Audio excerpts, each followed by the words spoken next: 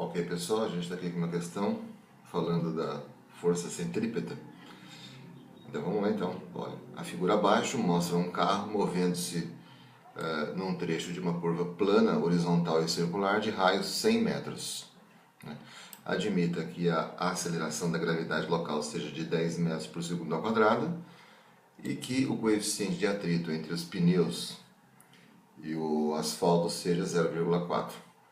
Então calcule a velocidade máxima do carro na curva para que ele não derrape. Bom, então vamos lá então. Esse aqui é o desenho, essa aqui é a figura. Você vê aqui o carro numa curva circular, certo? Então quando os pneus estão rolando no asfalto, a força de atrito que atua no pneu é a força de atrito estático. Só quando as rodas do carro travam é que passa a atuar a força de atrito dinâmico. Então, como a força de atrito estático é um pouco maior do que a força de atrito dinâmico, a ideia é que os pneus nunca deixem de rolar, né? Porque quanto maior a força de atrito, melhor, até para você garantir uma frenagem mais segura. Então, a questão é, se esse carro entrar nessa curva com uma velocidade muito alta, ele pode derrapar. Existe uma velocidade limite em que ele consegue fazer esse traçado circular sem derrapar. Então a gente tem que calcular essa velocidade a partir dos dados que foram colocados aqui. Então como é que a gente começa a resolver isso aqui? Primeiro desenhando as forças que estão atuando. Ó.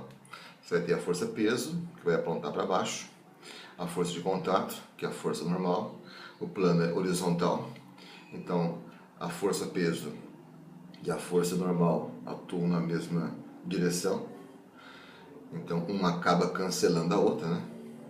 E aqui, apontando para o centro da curva, porque aqui vai estar o raio da curva, certo? Apontando para o centro da curva vai estar a força de atrito. É a força de atrito entre os pneus e o chão que vai garantir que o carro consiga fazer a curva.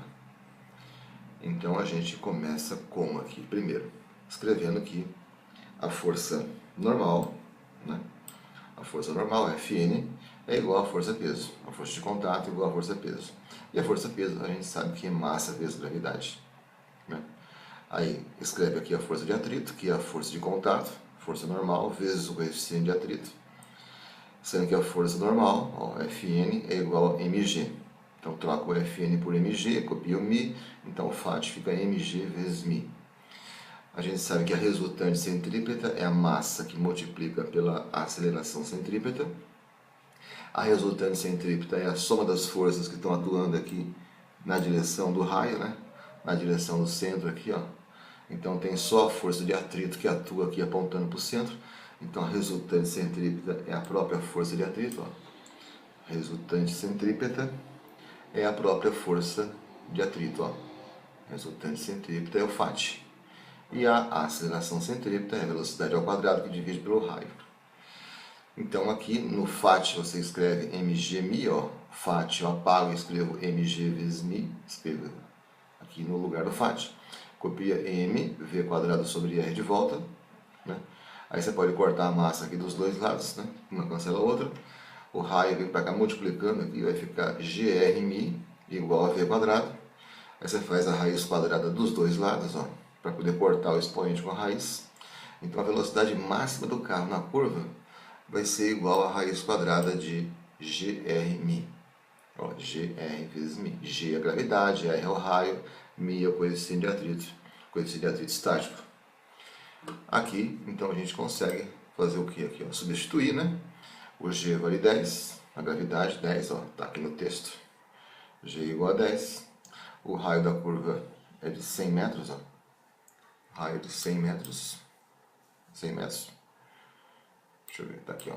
Aqui anunciado aqui, ó. O raio é igual a 100 metros. E o coeficiente de atrito é 0,4. Então, substituindo tudo aqui, a gente tem o G igual a 10, o G igual a 10, o raio vale 100, o coeficiente de atrito é 0,4, multiplicando tudo isso aqui vai dar 400 e a raiz dá 20, né, 20 metros por segundo. E se você multiplicar por 3,6 vai dar 72 km por hora. Enfim, isso significa o quê? Que a máxima velocidade do carro na curva tem que ser de 20 metros por segundo, né? Se o carro entrar com velocidade de 19 metros por segundo, beleza. Agora, se ele entrar com velocidade de 21 metros por segundo, ou 20,1 que seja, as rodas começam a derrapar e o carro não consegue fazer a curva. Ok? Então basta você vir nessa expressão aqui, toda vez que ele perguntar qual a velocidade máxima de um carro numa curva, se essa curva for uma curva plana, horizontal, uma curva circular, né? E ele te dá o coeficiente de atrito, dá o raio e dá a gravidade. Então aí você vem direto nessa expressão aqui, não precisaria nem fazer toda essa conta aqui. Mas enfim, é interessante que você entenda da onde veio, né, essa expressão aqui. Os livros colocam isso aqui direto, né, para você poder calcular a velocidade máxima do carro. Mas é importante que você entenda o desenvolvimento, como que se chegou nessa expressão aqui. Ok? É isso aí. Valeu.